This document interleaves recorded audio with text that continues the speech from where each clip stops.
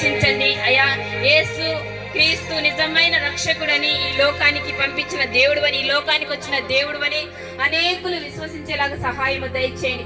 ఆకాశం మహాకాశం సృష్టించిన దేవుడవు తండ్రి. ఆకాశం నా సింహాసనము, భూమి నా పాదపీఠం అని చెప్పిన దేవుడు తండ్రి.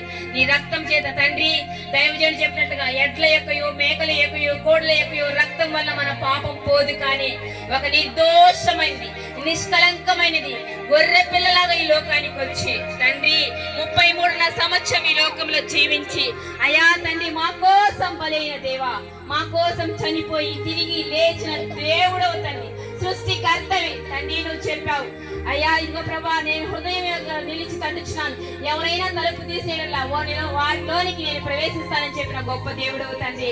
ఎవరి హృదయంలో అయితే యేసే నిజమైన దేవుడు లోక రక్షకుడు అని చేర్చుకుంటారు, అటు వారిని మీరు దర్శించమని అడుగుతున్నానయ్యా. అయ్యా ఈ లోకమే కాదు తండ్రి, ఇంకొక లోకం ఉందయ్యా, ఇంకొక జీవితం ఉంది తండ్రి మాకు తండ్రి. మనుషులకు అది తెలియదు నాన్న.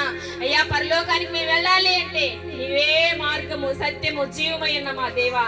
అయ్యా తండ్రి ఈ పనులని, ఈ పట్టణాన్ని, గ్రామాన్ని మీరు దర్శించినందుకై ప్రతి బిడ్డని దీవించి ఆశీర్వదించమని యేసయ్య పరిశుద్ధమైన నామములో స్తుతించి ప్రార్థించి అడిగి వేడుకున్నా నా తండ్రి.